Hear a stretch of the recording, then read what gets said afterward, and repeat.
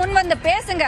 உயிர் பயத்துல பிளாக்மெயில் பண்ணாங்கன்னு சொல்லி எனக்கும் அவங்களுக்கு சம்பந்தமே கிடையாது, நான் அது சொன்னேன், நான் இது சொன்னேன், கம்பி கட்டுற கதையெல்லாம் உட்காந்து வீடியோல பேசுறது தெரியும்.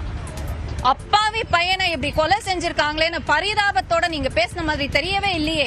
நெல்லை கவின் கொலை செய்யப்பட்டது தொடர்பாக நடிகை சனம் ஷெட்டி தெரிவித்த கருத்துதான் இது. பெண்களுக்கு எதிராக நடைபெறும் பாலியல் குற்றங்கள், குடும்ப வன்முறைகள் ஆகியவற்றுக்கு 45 நாட்களில் நீதி கிடைக்க வேண்டும் என்பதை வலியுறுத்தி நவீன நங்கையர் அமைப்பு சார்பில் சென்னை புதுப்பேட்டையில் பேரணி நடைபெற்றது.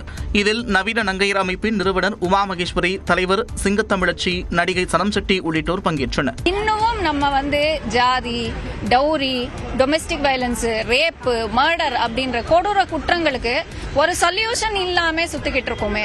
மாறணும், ஏன் மாறக்கூடாது, ஏன் மாறவில்லை அப்படின்ற மிகப்பெரிய ஒரு கேள்வியோட நான் மக்கள் சார்பா இன்னைக்கு கேட்டுக்கிறேன்.